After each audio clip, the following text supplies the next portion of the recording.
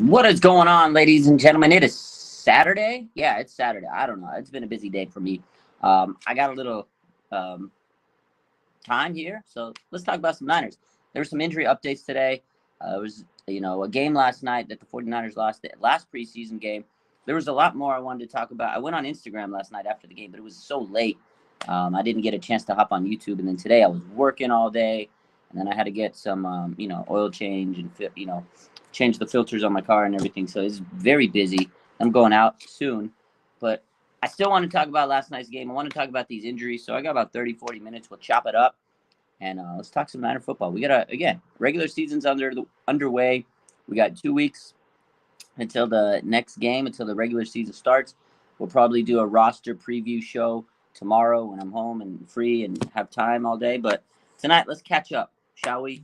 We have to catch up from what we didn't get to finish talking about yesterday. Again, we talked a little bit live last night on Instagram. It was, you know, um, everything I want to kind of go over today. My man, the Fantasy Football Show. What's good? Let's go, S Flood, Rashad, Jimmy. What's up, Mark, Mr. Sacra? What's up, Raphael? Yeah, Jimmy, Smitty says Purdy looked good. Purdy did look good. Purdy looked great, and I think that is the biggest takeaway of this team right now is our quarterback one, Brock Purdy. He looks great. He looks great. Kyle might have found his guy. This is a guy that fits his system. He pushed the ball downfield. They didn't have Trent Williams. They didn't have CMC last night. Two really efficient drives for the 49ers, right? Kyle struck gold, it looks like, on the seventh round pick, Mr. Irrelevant. He, didn't hit it with Trey, and he didn't, develop that whole system right. We've talked about that. That whole situation, it is what it is at this point. But Brock looks good. Now, the biggest takeaway on that is if Brock Purdy gets hurt or has a setback or whatever the case is, and we've been saying this all offseason, me and Smitty, if anything happens with Brock Purdy, the Niners might be kind of in a tough position. Sam Darnold, he looked like a backup. He continues to look like a backup. We know what Sam Darnold is. 55 games. He's inconsistent. He can throw a pretty ball at times. There's times where, oh, nice pass, Darnold. But, I mean, Sam Darnold is Sam Darnold. You're not going to get this elite quarterback. You're not going to get this unbelievable guy. We know what Sam Darnold is. Can he win games with the 49ers? Absolutely. He can go out there, run the system, manage the games. But the problem is, in a big game, in a playoff game, if Sam Darnold has to come in, can he win a big game? And I don't think he can. I hope I'm wrong. And if it gets to that point, knowing the 49ers track record, you're in a tough position, right? You have Sam Darnold, who's never really won a big time clutch money game. If he gets to that point, it's going to be a little scary. So that I think is the biggest takeaway from that whole situation. And then Brandon Allen, man, he's just bad. Brandon Allen. I mean, you need a QB3, you need insurance, but I don't know. If you look at this QB room compared to last year, can you honestly say it's better than last year? I don't think you can. I think our quarterback room this year is not as good as it is last year. Whatever the decisions you made are the decisions you made. So you got to live by it. Kyle's going to have to live with these. And again, Brock Purdy, man, great quarterback for this team. He understands the system. He can get the ball downfield. He looks very efficient. And again, he looks like he's healthy and he's ready to rock and roll and continue where he left off last year and pick this team and help them get into a Super Bowl. So Purdy's great. But it's just the fact of if Purdy isn't there, there's a lot of questions. And again, Sam Darnold, he is who we thought he is, right? He's Sam Darnold. He's not going to do anything that's Patrick Mahomes esque. And if you go up against a playoff team, there's a question. It's going to linger. Can Sam Darnold and this team outduel another quarterback? If you get to a Joe Burrow type game, if you get to a Patrick Mahomes type game, can Sam Darnold be the guy to beat one of those guys? Obviously, it's a team game and the defense is good and this and that and the other, and you have Kittle and all these guys, but you still have Sam Darnold at quarterback. And the question has always been, can the quarterback of the 49ers get this team over the hump, right? Jay Mendez says, at least Josh Johnson's not on the roster. Man, Josh Johnson's been dealing in the preseason. But it is true. Sati says, is it me or does Brock look faster on that touchdown scramble? He looked really quick, really encouraging since Brock has underrated improvising skills. He looked quick. That touchdown was nice, man. And his little celebration, he got that swag. Brock Purdy's got that swag. I love it, man. He definitely looked really quick on that run. His improvising skills are nice. They're underrated. Very good escapability. You gotta love it, man. That's what you want to see out of Brock Purdy and this offense. And again, the weapons are great. Brandon Ayuk, Debo Samuel, George Kittle, Christian McCaffrey. Let's talk about Brandon Ayuk. Oh, that route he had last night was beautiful. This man's gonna put people on skates all year. Him and Debo are locked in. Debo's locked in. We know it. Skinny Debo looks fantastic.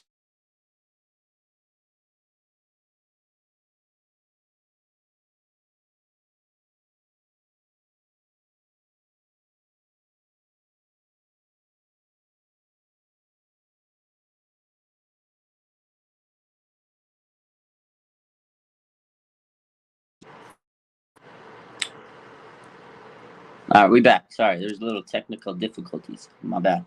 Yeah, Debo looks like he's in incredible shape, as we know, and Brandon Ayuk's locked in. So this offense is going to be fantastic. It's going to be fantastic.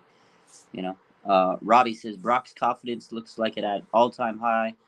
Demanding cheers from the crowd was awesome to see. Yeah. Brock's confidence, and that's the thing I feel that separated him from a guy like Trey Lance and why Kyle ultimately chose him. Obviously, Brock, he proved himself in the short amount of times he was in, and he stayed healthy and he played through injuries. He's tough. I think Kyle was always mad with these quarterbacks that get hurt because he's went through a lot of quarterbacks.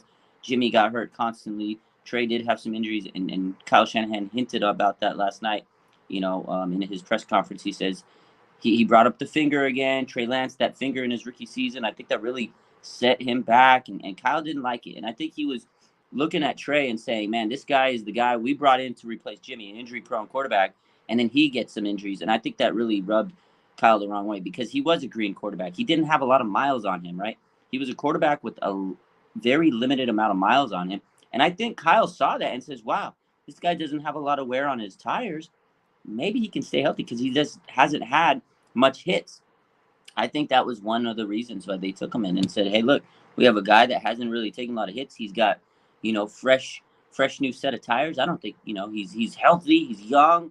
Young people can stay healthy and this and that." And I think when he did get hurt, I think Kyle was like, "Oh crap," and that kind of maybe soured him. I don't know. That's just one opinion I have.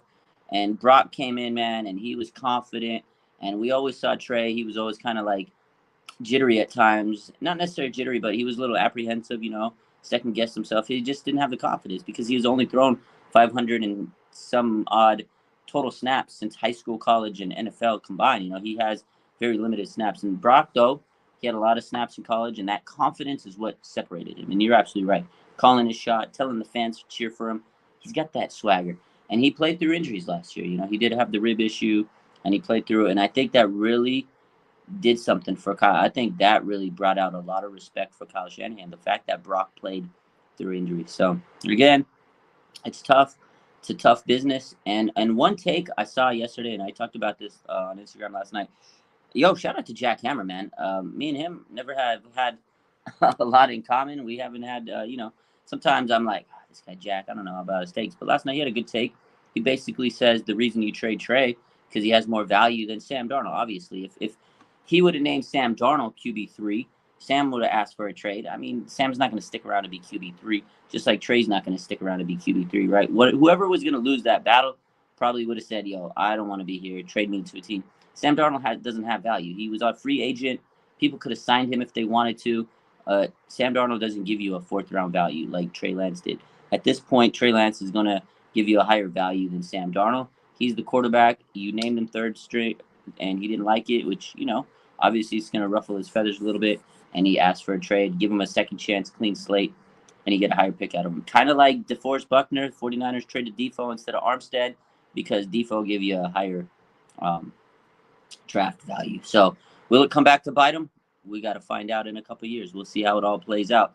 I wish Trey nothing but the best, and I hope he can land on his feet and succeed in Dallas. It's crazy that he went to Dallas, though, because the Dallas are a bitter rival NFC team, playoff team we've had to face many times. We play them this year. It could be a team that costs us, a game here and there. If we lose, you don't want to think about that. But now they have a guy that knows Kyle Shanahan's playbook. And I think that was one of the reasons Jerry Jones brought him over is, hey, we got this guy. We haven't had success in beating the 49ers recently. They've kind of been one of our thorns in our sides. Let's get Trey Lance. And now we have the a guy that knows the playbook. So I'm sure they'll pick his mind when it comes time to play in the Niners. So interesting.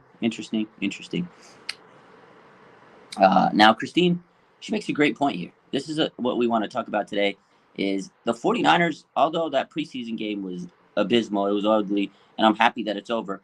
That game didn't come without it came with some consequences. Let's talk about that because there was quite a bit of injuries today. And Christine says we don't even have a kicker. What the hell? We don't even have a kicker. It's kind of crazy. So as we know, last night, Zane Gonzalez was kicking for Jake Moody, the third round kicker, Jake Moody. He strained his quad. He has a quad injury. He's week to week, right? So he has a quad strain. Now he's week to week.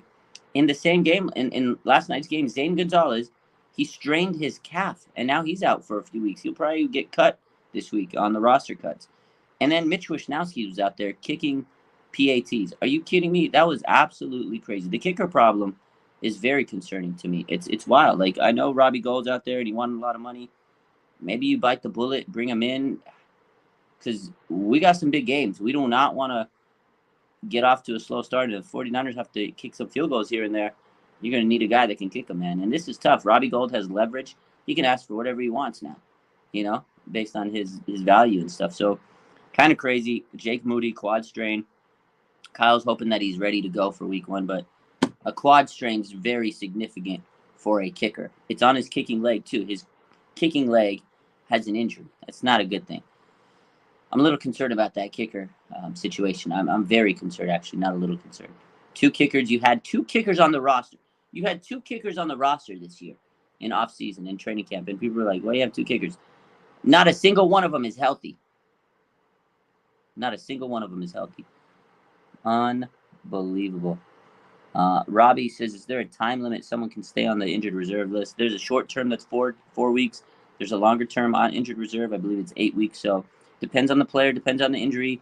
And that's going to be something we talk about tomorrow when we do the injury, or not the injury, when we talk about roster, predictions. We're going to talk about the different scenarios because there are different scenarios. They might put a guy on short-term injured reserve, like Ray McLeod.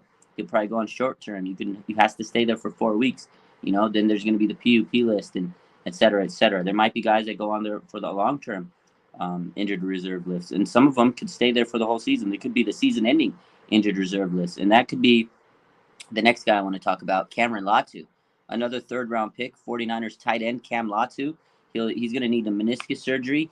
He sustained a knee injury last night. Some people are saying it's a phantom injury, that they're just making this injury up so Kyle can redshirt him because this is something they have to do to keep their roster afloat, and maybe redshirt him to develop him. So he had a lot of drops this season. He had a lot of issues with drops in training camp. He started to get a little bit better, but you redshirt him, you develop him on the practice squad, see if he can get up to speed.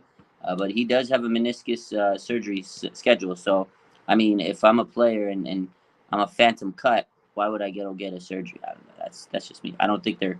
I can't imagine him faking an injury that needs surgery. But people are saying that. But it could be just one of those things that happens, and it's like, okay, we got this guy Cam Latu.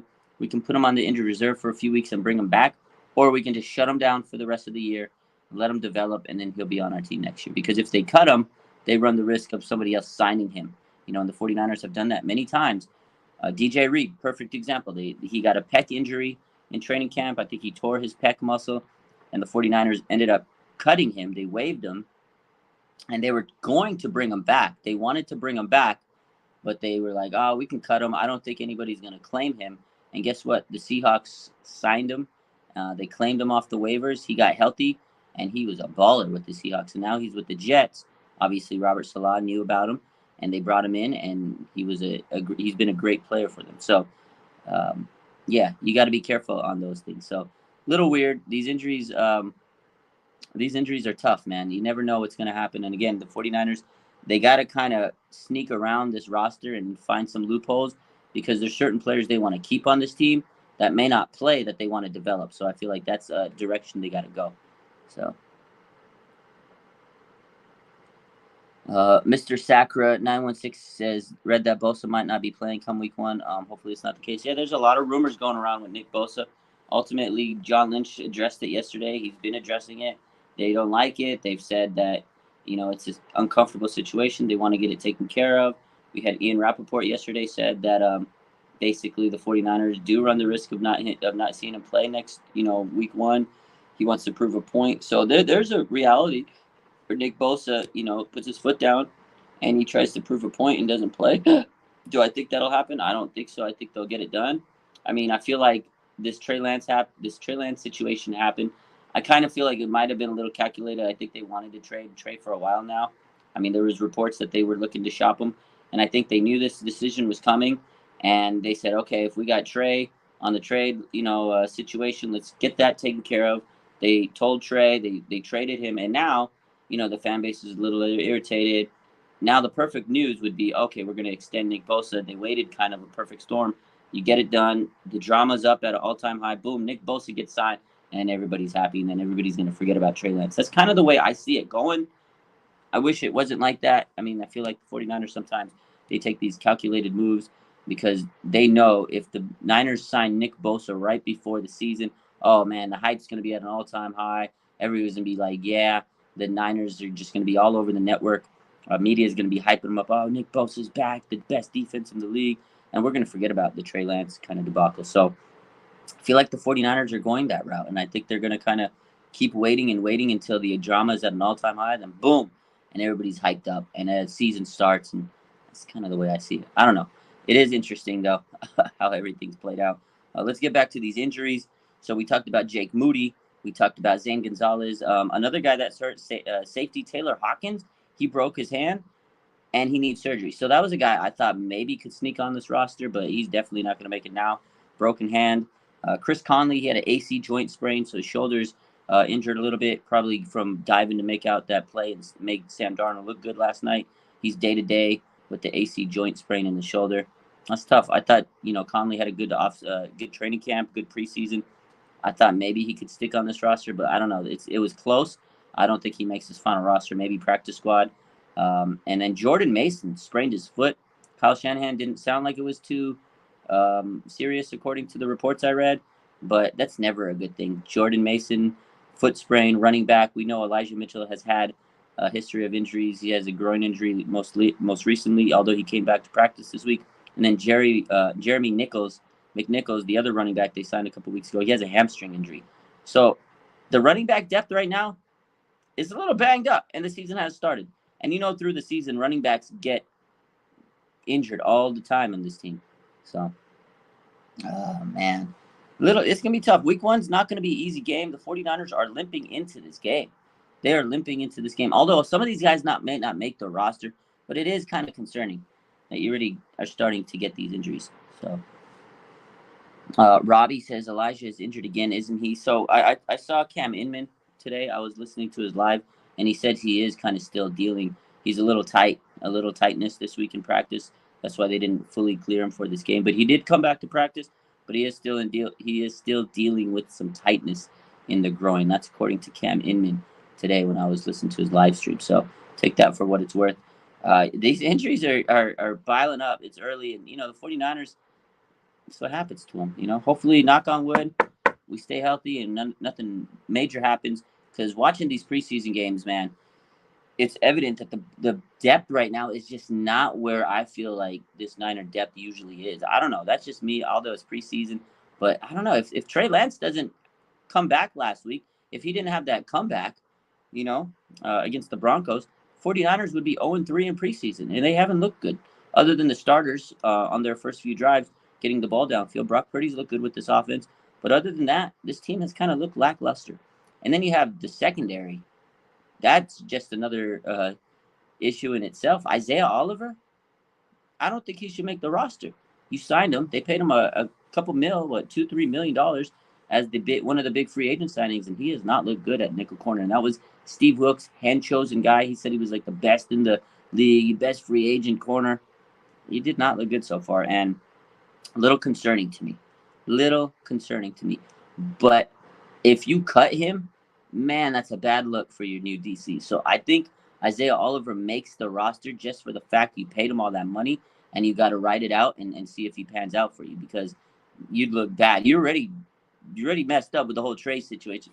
You don't want to take another L with the Isaiah Oliver. So you bring him on the team.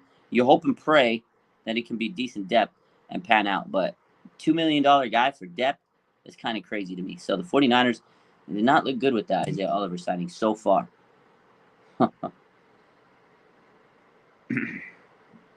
Straight food stamps says, I'm concerned about this year. I don't feel the same vibe as previous years. I don't know. The vibe definitely doesn't feel like strong right now coming out the gates. That can change.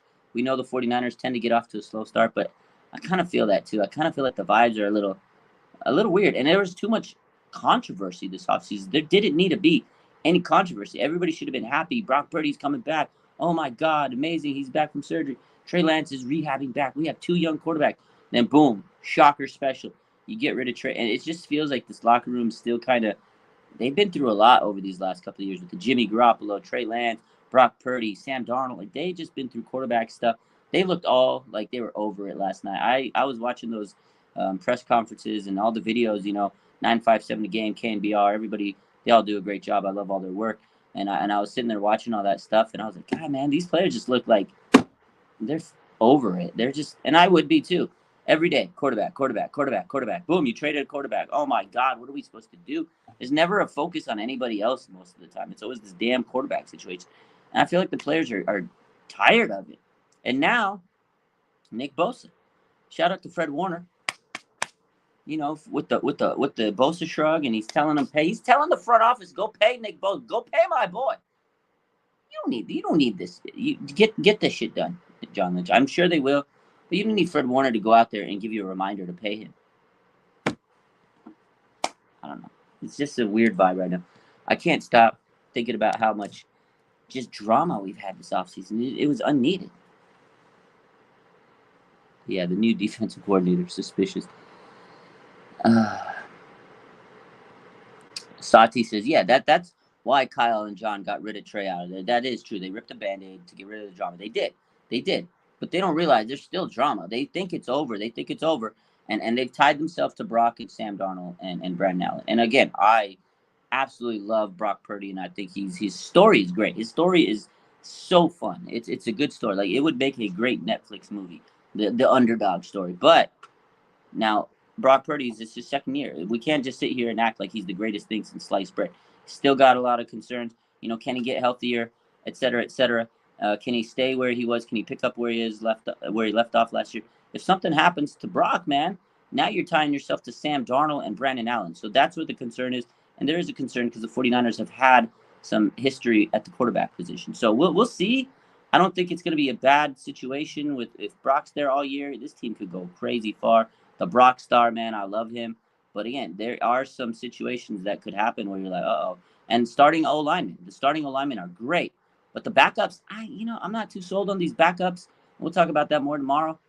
I'm just not too sold on the depth. And you know what, man? Colton McKivitz is a wild card. Let's be honest. Week 1 is coming. TJ Watt is breathing down Colton McKivit's neck. I'm sure Colton McKivitz is going to have nightmares. He's going to piss himself in. If I'm Colton McKivitz, I'm thinking about TJ Watt every single night. Pause. And it's going to be nightmare city for Colton. They didn't address the offensive line position. I'm going to be honest with you. We'll see what happens. It's draining to wait for Bosa to sign. It absolutely is. It's very draining.